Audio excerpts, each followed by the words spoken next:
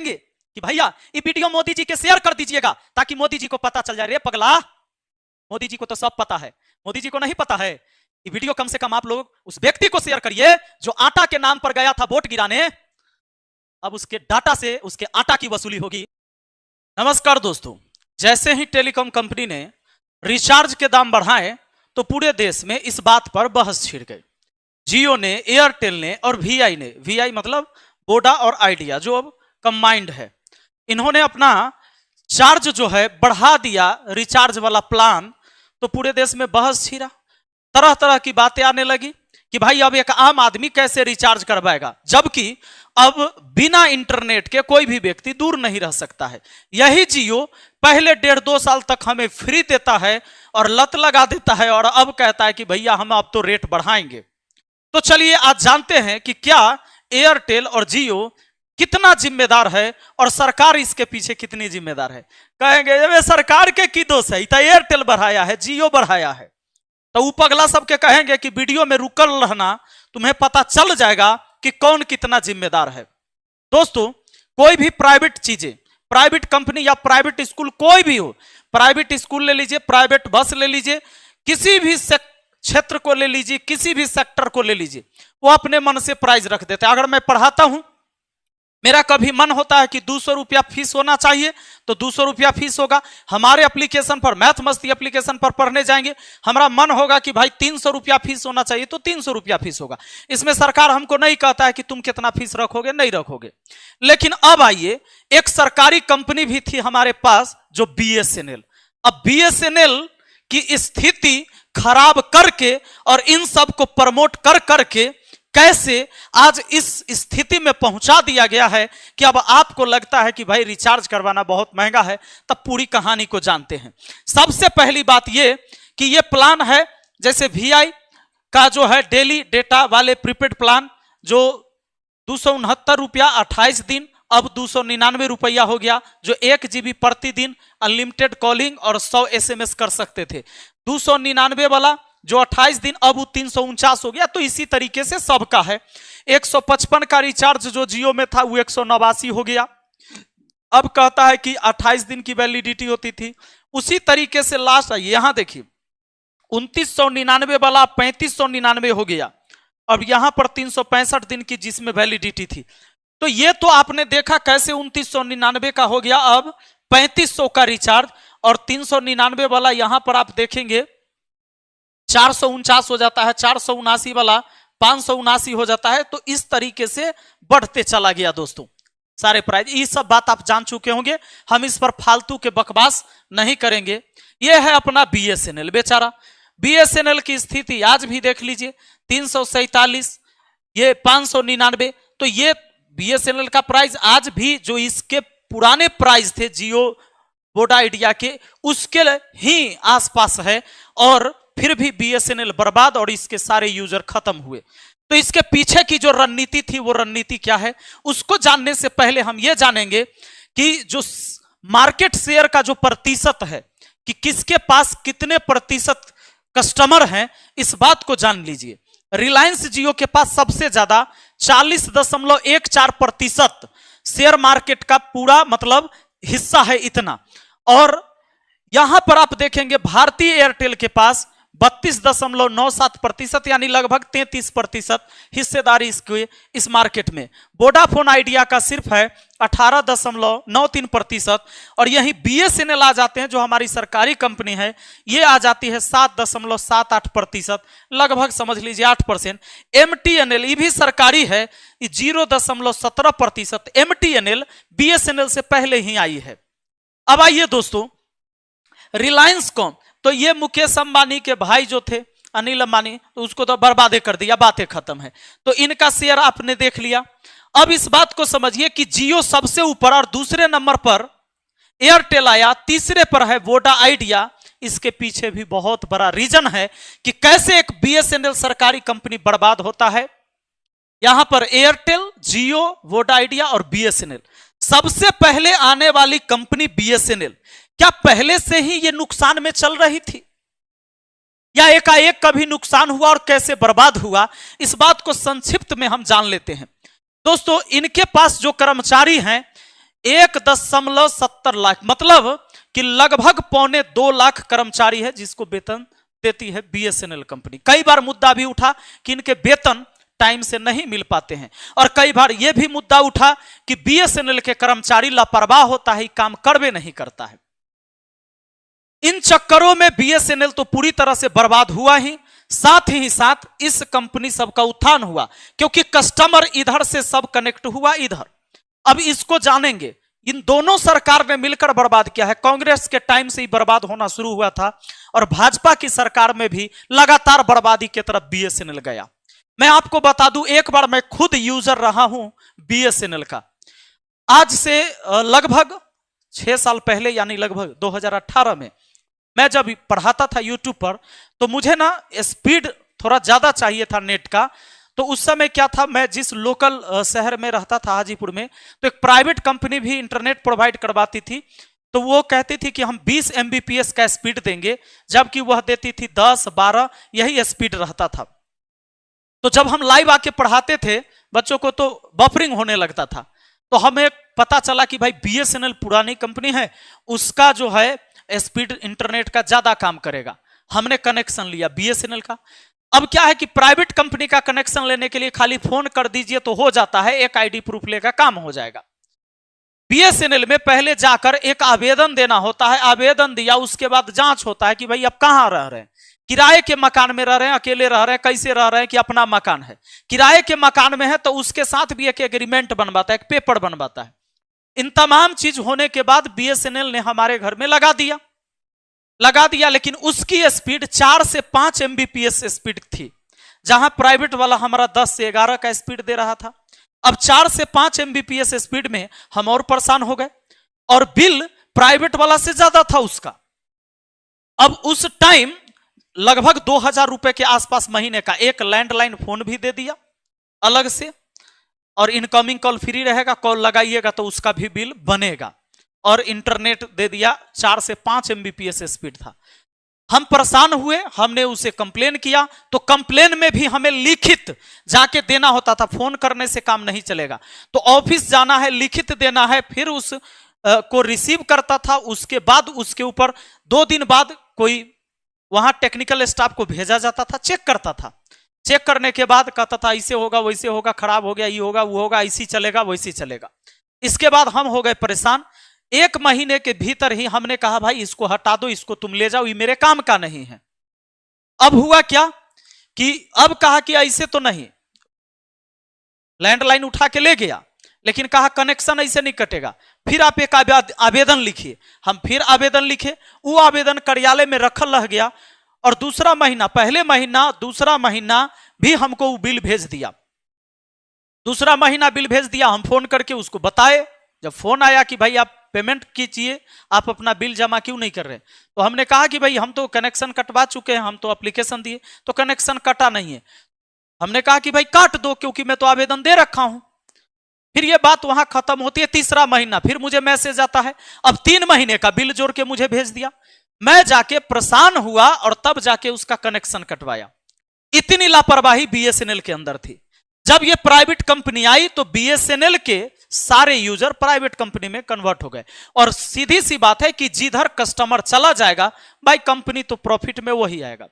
जियो के पास ऐसा तकनीक था, जियो ने अपना इन्वेस्ट किया, पहले खूब पैसा लुटाया, फ्री में लोगों को डाटा दिया, आदत लगाया, लोगों को लगा कि फ्री में जियो जबरदस्त चीज है, जियो में घुस गए। अब इसके पास कस्टमर ज्यादा, फिर धीरे धीरे पैसा लेने लगा, आज इसको प्राइस बढ़ाया। लेकिन बीएसएनएल को बर्बाद करने के पीछे सरकार की कितनी बड़ी हाथ है, इसको समझिए जरा। आप जरा देखिए कि बीएसएनएल जब से लॉन्च हुआ, आप यहां पर देखेंगे 1/10/2000 से 31/3/2001 तक, यहां पर ये जो ब्लैक में दिख रहा है ना, ये प्रॉफिट है बीएसएनएल का, और जो रेड में दिख रहा है ये लॉस है, और ये करोड़ रुपया में है। आप 747 करोड़ रुपए का प्रॉफिट कमाया था बीएसएनएल पहली बार जब ये लॉन्च हो गया था 2001 से 2002 में।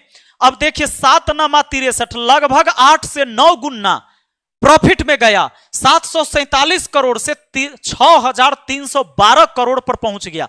6312 करोड़ रुपया का प्रॉफिट हुआ बीएसएनएल को। 2002 से 2003 में 1444 करोड़ का प्रॉफिट हुआ। 2003 से 2004 में 5976 करोड़ का प्रॉफिट हुआ। 2004 से 2005 में 10,183 करोड़ का प्रॉफिट हुआ। 2005 से 2006 में 8939 करोड़ का प्रॉफिट हुआ, पिछले साल की अपेक्षा इस बार थोड़ा कम।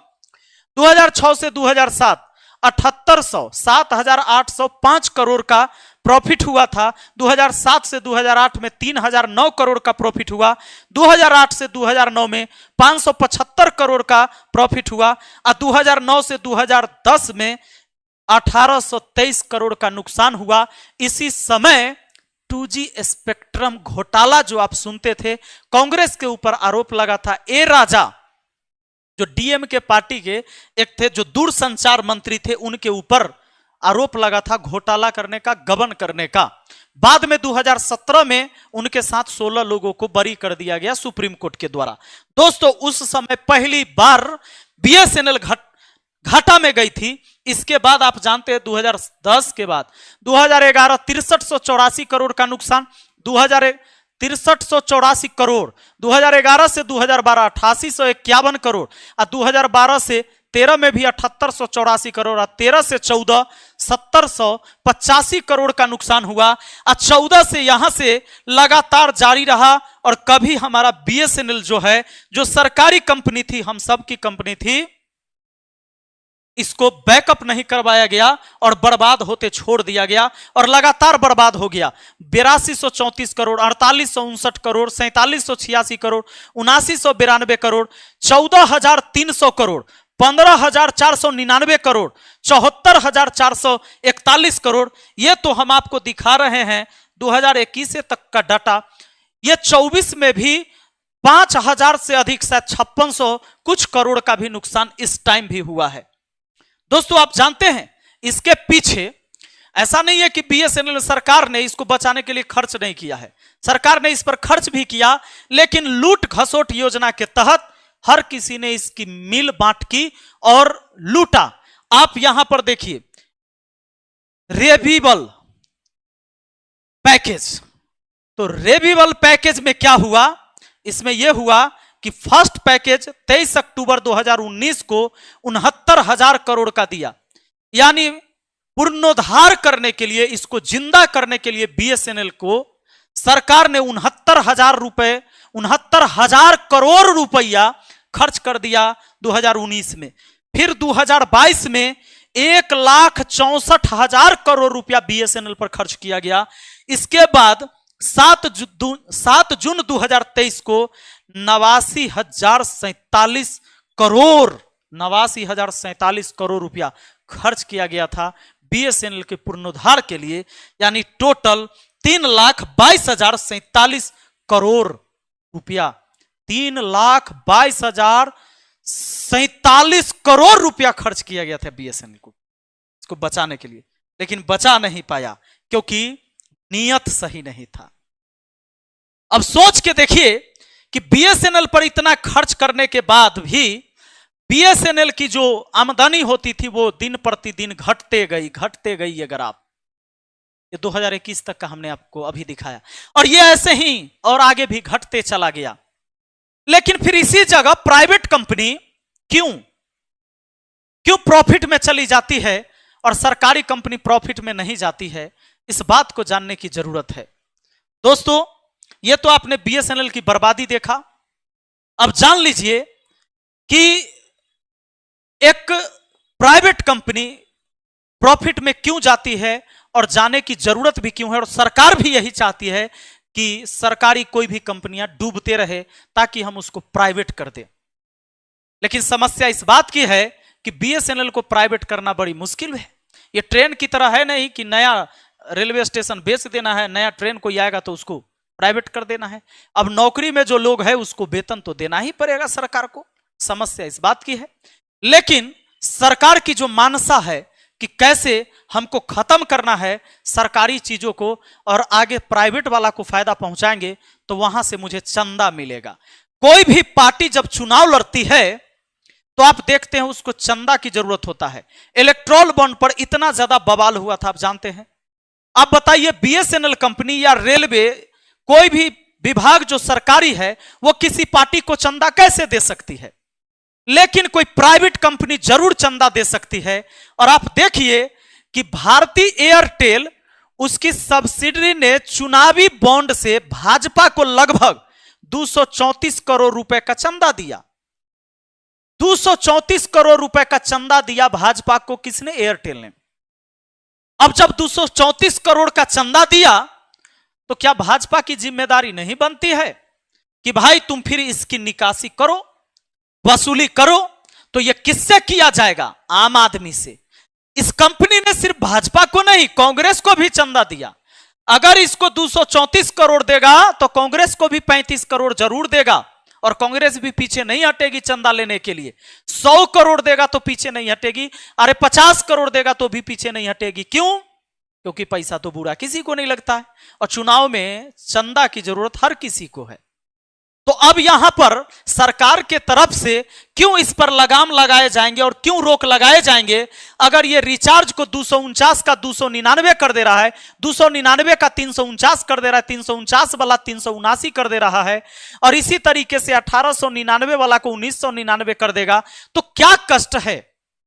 सरकार को तो कोई कष्ट नहीं है, क्योंकि सरकार ने तो 234 करोड़ रुपए पहले चंदा के रूप में ले रखा है, पार्टी ने ले रखा है, तो इनको कोई कष्ट ही नहीं है। अब रही बात कि आप राशन यानी आटा के नाम पर दौड़ दौड़ कर जाते हैं ना, आटा मिल रहा है, आटा मिल रहा है, तोरा लगता है कि फ्री में तोरा आटा मिल रहा है, अभी डाटा से तोहरा आटा निकाला जाएगा, और यही तरीका है। अभी देखते जाओ। अब ये देख लीजिए, ये दिल्लन टॉप की ही न्यूज है, कटिंग है। जियो कंपनी ने भाजपा को कितना चंदा दिया था? 375 करोड़ रुपए का चंदा दिया। और देखिए जियो का विकास कैसे हुआ है से। ये जियो का विकास है बाबू। जियो सबसे पहले 2019 में सिर्फ 891 करोड़ का इसका जो है ग्रोथ हुआ था। नेट प्रॉफिट है, नेट प्रॉफिट ग्रोथ है 891 करोड़। अगला बार 990, फिर आ गया 1350 करोड़, फिर हो गया 2331 करोड़ 2000। यहां आप देखिए, अच्छा ये भी अप्रैल से जून तक, फिर जुलाई से सितंबर तक, 19 में यहां तक आ गए। अब 2020 के देखिए, जनवरी से मार्च तक 2020 में 2331 करोड़, अप्रैल से जून तक 2020 में 2350 करोड़। इसी तरीके से बढ़ते जाइएगा तो 2022 में जनवरी से मार्च तक में 4313 करोड़ का प्रॉफिट कमाया जियो ने। तो दोस्तों, जब तक बीएसएनएल बर्बाद नहीं होता, बीएसएनएल के सारे कस्टमर इधर प्राइवेट कंपनी के साथ नहीं जुड़ता, तब बीएसएनएल कैसे डूबता? और बीएसएनएल को डुबाने के लिए सरकार ने कोई कसर नहीं छोड़ा। और वो जो आपने देखा कि हजारों करोड़ रुपए, लाखों करोड़ रुपए खर्च किए गए उसको बचाने के लिए, उसमें भी बहुत बड़ी धांधली हुई, और वो भी लूटपाट का ही हिस्सा था। दोस्तों, यहां पर ये तो आपने देख लिया। अब कोई भी कंपनी 375 करोड़ रुपए चंदा देगी तो कमाएगी नहीं, तो जियो दोषी है। जियो ने खर्च किया है तब वसूली जियो नहीं करेगा, जियो करेगा। लेकिन कुछ लोग आके आपको ज्ञान देंगे कि भैया ये वीडियो मोदी जी के शेयर कर दीजिएगा, ताकि मोदी जी को पता चल जाए। रे पगला, मोदी जी को तो सब पता है, मोदी जी को नहीं पता है। ये वीडियो कम से कम आप लोग उस व्यक्ति को शेयर करिए जो आटा के नाम पर गया था वोट गिराने। अब उसके डाटा से उसके आटा की वसूली होगी। काहे कि कोई भी आदमी बिना डाटा के तो नहीं रहेगा। अगर तुझे आटा चाहिए तो कीमत डाटा के चुकाना पड़ेगा। बाकी आप क्या सोचते हैं कमेंट करके जरूर बताइएगा। मिलते हैं हम अगली वीडियो में।